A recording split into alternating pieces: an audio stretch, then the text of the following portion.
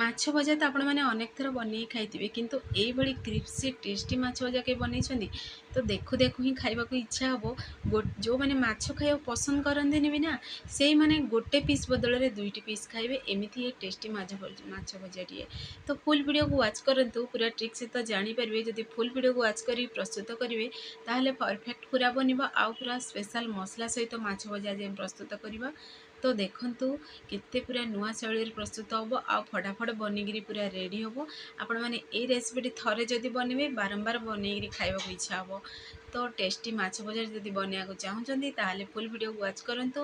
ତ ଚାଲନ୍ତୁ ଲେଟ୍ ନକରି ରେସିପିଟି ଆଜି ଆମର ପ୍ରସ୍ତୁତ କରିବା ଆମେ। ନମସ୍କାର, ଜୟ ଜଗନ୍ନାଥ ପାଇଁ ଝିଲି କୁକିଂକୁ ଆପଣମାନଙ୍କୁ ଅନେକ ଅନେକ ସ୍ୱାଗତ। ପ୍ରଥମେ କିଛି ମାଛ ନେବା। ଏଠି ମୁଁ ଦେଖନ୍ତୁ 4 ପିସ୍ ମାଛ ନେଇଛି। ମାଛକୁ ଏଠି ଭଲସେ କ୍ଲିନ୍ କରି ଧୋଇ ଦେଇଛି। ତ ମାଛକୁ ଧୋଇ ସାରିବା ପରେ ଗୋଟେ ମୁଁ ବାଉଲକୁ ବାହାର କରିଦେଇଛି। ତାର ସ୍ପେଶାଲ୍ ମସଲା ପ୍ରସ୍ତୁତ କରିବା। ସ୍ପେଶାଲ୍ ମସଲାରେ ଦେଖନ୍ତୁ ଏଠି ଆମେ ବାଟିବା ଏବେ ଶୁଖିଲା ଲଙ୍କା, ଜିରା, ସୋରିଷ, ଅଦା, ରସୁଣ, ପୁଣି ନେଇଛି ଅଳ୍ପ ଟିକେ ପିଆଜ ନେଇଛି। ତ ଏବେ ଗୋଟେ ଆମେ ଜାର୍ ନେବା। ଯେତିକି ଆପଣମାନେ ରାଗ ଖାଇବେ ସେ ଅନୁସାରେ ସେଥିରେ ଶୁଖିଲା ଲଙ୍କା ଆଡ଼୍ କରିବେ।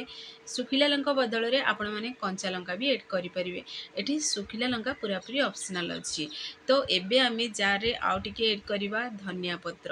ତ ଦେଖନ୍ତୁ ଏଠି ଧନିଆ ପତ୍ରର ପୁରା ମୋଟା ପାର୍ଟସଟା ମୁଁ ଟିକେ ଅଧିକା ନେଇଛି। ଦେଖିବି ତାର ଫ୍ଲେଭର୍ ଏଇଥିରେ ବହୁତ ବଢ଼ିଆ ଲାଗିବ। ଆଉ ପୁଣି ଧନିଆ ଯେହେତୁ ଆଡ଼୍ ଅଛି, ଧନିଆରେ ବି ଫ୍ଲେଭର୍ ଏଇଥିରେ ଗୋଟା ଧନିଆ ଟିକେ ମାନେ ଖଦରା କରି ଯଦି ବାଟିବେ ବହୁତ ବଢ଼ିଆ ଗୋଟେ ଟେଷ୍ଟି ଲାଗିବ। ତ ଅଳ୍ପ ଟିକେ ପାଣି ଦେବା, ଗୋଟେ ଆମେ ପେଷ୍ଟ ପ୍ରସ୍ତୁତ କରିବା। ଦେଖନ୍ତୁ ଏଇଭଳି ଗୋଟେ ପେଷ୍ଟ ବନି ସାରିବା ପରେ ଆମେ ଏଠି ପୁଣି ଥରେ ସେ ମାଛକୁ ନେବା, ଆମେ ସେଇଥିରେ ଆଡ଼୍ କରିଦେବା ମସଲାକୁ।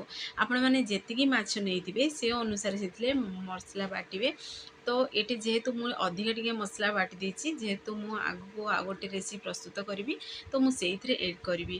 ତ ପୁଣି ଏଇଥିରେ ଦେଖନ୍ତୁ ବଡ଼ 2ରୁ 3 ଚାମଚ ମୁଁ ଦେଲି ଏଠି ମସଲା। ପୁଣି ଦେଖନ୍ତୁ ଏଠି ଗୁଣ୍ଡ ମସଲା ନେଇଛି, ପୁରାପୁରି ଘରର ବେସିକ୍ ମସଲା ନେଇଛି। ହଳଦୀ ଗୁଣ୍ଡ 1 ଚାମଚ, ଲଙ୍କା ଗୁଣ୍ଡ ଦେଇଛି, ରାଗ ଲଙ୍କା ଗୁଣ୍ଡ ଦେଇଛି। ଯେହେତୁ ଶୁଖିଲା ଲଙ୍କା ଆଡ଼୍ ଥିଲା ତ ଏଠି ମୁଁ କାଶ୍ମୀର ରେଡ୍ ଚିଲି ନେଇଛି। ତ ଆପଣମାନେ ଚାହିଁଲେ ରାଗ ଲଙ୍କା ଗୁଣ୍ଡ ବି ଆଡ଼୍ କରିପାରିବେ 1 ଚାମଚ। ପୁଣି ସେଥିରେ ଗରମ ମସଲା ଦେଇଛି 1 ଚାମଚ, ପୁଣି ଦେଇଛି ସ୍ୱାଦ ଅନୁସାରେ ଲୁଣ। ତ ଏବେ ଆମେ ସେଇଥିରେ ଭଲସେ ଟିକେ ମିକ୍ସ କରିଦେବା, ଆଉ ଟିକେ ସେଇଥିରେ ଫ୍ଲେଭରଫୁଲ୍ ବନିବା ପାଇଁ, ଯେମିତିକି ଆମର ମାଛ ଉପରେ ପୁରା ମସଲାର କୋଟିଂଟା ଲାଗିକି ରହିବ। ସେଇଥିପାଇଁ ଅଳ୍ପ ଟିକେ ତେଲ ଆଡ଼୍ କରିଦେବା। ସବୁବେଳେ ଦେଖିବେ ଯଦି ମାଛ ଭଜା ବନାଉଛନ୍ତି, ମାନେ ମାଛ ଭଜା, ତାହେଲେ ଦେଖିବେ ଯଦି ମସଲା ଗୋଳୁଛନ୍ତି ଅଳ୍ପ ଟିକେ ତେଲ ଯଦି ଆଡ଼୍ କରିଦେବେ ତ ଦେଖିବେ ମସଲାର କୋଟିଂଟା ପୁରା ମାଛ ଉପରେ ବହୁତ ବଢ଼ିଆ ଲାଗିବ। ତ ଏବେ ଆମେ ଭଲସେ ଟିକେ ମିକ୍ସ କରିଦେବା। ତ ଦେଖନ୍ତୁ କେତେ ସୁନ୍ଦର ବି ଦେଖାଯାଉଛି ନା ମାଛକୁ ଗୋଳେଇ ଦେଲା ପରେ। ତ ଅଳ୍ପ ଟିକେ ଆମେ ସେଥିରେ ସୋରିଷ ତେଲ ଆଡ଼୍ କରୁଛୁ ମୁଁ ଏଠି। ଆପଣମାନେ ଚାହିଁଲେ ରିଫାଇନ୍ ତେଲ ବି ଆଡ଼୍ କରିପାରିବେ। ତ ତେଲକୁ ଆଡ଼୍ କରିସାରିବା ପରେ ପୁଣି ଥରେ ଭଲସେ ଟିକେ ମିକ୍ସ କରିଦେବା। ତ ଏଇ ପ୍ରୋସେସଟି ଘରେ ନିଶ୍ଚୟ ଟ୍ରାଏ କରନ୍ତୁ। ଦେଖିବେ ମାଛକୁ ଗୋଳିଲା ସମୟରେ ଟିକେ ତେଲ ଆଡ଼୍ କରିବେ, ତ ମାଛରୁ ଆଉ ଟୋଟାଲ୍ ବି ମସଲା ଗୁଡ଼ାକ ବାହାରିକି ଲାଗିବନି, ମାନେ ପରଫେକ୍ଟ ପୁରା ଲାଗିଯିବ ମସଲାଟି ମାଛ ଉପରେ। ତ ଏବେ ଆମେ ଗୋଳିଦେବା, ତାକୁ ଆମେ ଏବେ ସାଇଡ଼ରେ ରଖିଦେବା। ମାଛକୁ ମସଲାର କୋଟିଂ କରିବା ସମୟରେ ଆପଣମାନେ ଚାହିଁଲେ ଏଠି ଫୁଡ଼୍ କଲର୍ ବି ଆଡ଼୍ କରିପାରିବେ। ତ ମୁଁ ଏଠି ଫୁଡ଼୍ କଲର୍କୁ ସ୍କିପ୍ କରିଛି। ପୁଣି ଦେଖନ୍ତୁ ଏଠି ଗୋଟେ ମୁଁ ପ୍ଲେଟ୍ ନେଇଛି। ଗୋଟେ ପ୍ଲେଟ୍ରେ ମୁଁ ଏଠି ନେଇଛି ଅଳ୍ପ ଟିକେ ଆରାରୁଟ୍ ନେଇଛି, ଅଳ୍ପ ଟିକେ ବେସନ ନେଇଛି, ପୁଣି ନେଇଛି ସ୍ୱାଦ ଅନୁସାରେ ଅଳ୍ପ ଟିକେ ଲୁଣ ଆଡ଼୍ କରିଛି, ଆଉ କାଶ୍ମୀରୀ ରେଡ଼୍ ଚିଲି ନେଇଛି। ସବୁବେଳେ ଦେଖିବେ କାଶ୍ମୀର ରେଡ଼୍ ଚିଲି ଯଦି ନେବେ ତାହେଲେ ଦେଖିବେ କଲର୍ ବହୁତ ବଢ଼ିଆ ଆସିବ। ଆପଣମାନେ ଏ କାଶ୍ମୀର ରେଡ଼୍ ଚିଲି ଯଦି ଆପଣଙ୍କ ପାଖରେ ନାହିଁ ତାହେଲେ ରାଗ ଲଙ୍କା ଗୁଣ୍ଡ ଆଡ଼୍ କରିବେ, ଅଳ୍ପ ଟିକେ ଫୁଡ଼୍ କଲର୍ ଯଦି ଦେଇଦେବେ ନା, କଲର୍ ବି ବହୁତ ବଢ଼ିଆ ପୁରା କଲର୍ ଆସିବ। ତ ମୁଁ ଏଠି କାଶ୍ମୀର ରେଡ଼୍ ଚିଲି ନେଇଛି, ଆଉ ଅଳ୍ପ ଟିକେ ହିଁ ସେଥିରେ ମୁଁ ଫୁଡ଼୍ କଲର୍ ଆଡ଼୍ କରିଛି। ଏଠି ପୁରାପୁରି ଅପସନାଲ୍ ଅଛି, ଆପଣମାନେ ଚାହିଁଲେ ଆଡ଼୍ କରିବେ, ନହେଲେ ସ୍କିପ୍ ବି କରିପାରିବେ। ତ ଏବେ ଆମେ ଭଲସେ ମିକ୍ସ କରିଦେବା। ଏଥିରେ ଟୋଟାଲ୍ ବି ପାଣି ବି ଆଡ଼୍ କରିବେନି, ଯେହେତୁ ମସଲା ଦେଖନ୍ତୁ ଟିକେ ଏଠି ପୁରା ମାନେ ମସଲାର ଭରପୁର ଅଛି ମାଛ ଆମର। ତ ଆମେ ମାଛରେ ହିଁ ଗୋଳିଦେବା, ଆଉ ଏଇଥିରେ ଟୋଟାଲ୍ ବି ପାଣି ଆଡ଼୍ କରିବାନି। ତ ଏବେ ଆମେ ଆରାରୁଟ୍ ପୁଣି ବେସନ ଉପରେ ମାଛରୁ କୋଟିଂ ଦେବା। ତ ଦେଖନ୍ତୁ ମାଛ ଉପରେ ଆରାରୁଟ୍ ପୁଣି ବେସନର କୋଟିଂ ଦେବା। ତ ଏବେ ଦେଖନ୍ତୁ ଏଇ ପ୍ରୋସେସରେ କୋଟିଂ ଦେଇଦେବେ। ତ ଭଲସେ ଗୋଳିଦେବେ, ଯେମିତିକି ପୁରାପୁରି बेसन पुणी आलूटी देखिए पूरा माछ ऊपर पूरा भरपूर मात्रा लगे माछटी पूरा भाजवा समय जमी पूरा क्रिप्सी लगे से प्रोसेस रे एभली टे गोलीदेवे देखूँ। तो आपण मैंने चाहिए यही समय सुजी भी अल्प टे जब एड करेंगे ताहले भी क्रिप्सी लगे। तो केवल सुजीर भी कोटिंग देकर बनइबे ना ये माछ को मिक्स कर मसला पुणी थे सुजीर कोटिंग देदेवे जदि माछटी भाजबे भी बहुत बढ़िया पूरा टेस्टी लगे। तो मुझे सुजी जमी कोटिंग देकी माछ भजा आपण मैंने बनइबे से रेसिपी भी सेयार कर सारी आपण मैंने चाहिए मो चैनल यूट्यूब चैनल जाइए आपण मैंने सर्च करके देखिपारे। तो देखो सेम प्रोसेस रे इटी सबुतक माछ को आम पुणी थे ये आम आरोट बेसन रो कोटिंग दबा। तो ये कोटिंग देकी थरे बनातु ना फ्रेंड्स देखिए घरे समस्ते पसंद करेंगे आ पूरा पूरी क्रिप्सी बनइबो। तो देखिए एमिति भी आपण मैंने स्नाक्स राक बुली बुली खाईदेवे एत ये टेस्टी माछ भजाटी। तो घरे जदि माछ खाइया जो मैंने भी पसंद करती यही प्रोसेस रे बनईकी दिंतु देखिए समस्ते पसंद करेंगे। तो देखो केते बढ़िया आमर बनिकी पूरा मु रेडी भी कर सारे सेम प्रोसेस रे आउ दुईटा भी यही प्रोसेस रे आम कोटिंग देदेबा पुणी थे आम प्लेट रे रखीदबा। तो देखो फाइनाली आम सबुतक माछरे कोटिंग दे सारी बेसन पुणी आरारोटर। तो पुणी थे गोटे करेई नवा करेई ये आपण मैंने चाहिए ये सोरिष तेल भी बनई पारे। तो मुझे रिफाइन तेल बनई तो अल्प टे रिफाइन तेल को गोटे करेई एड कर देछि। सब तेल पूरा पूरी गरम हो सारा पर माछ को एड करेंगे से प्रति टिके ध्यान देवे।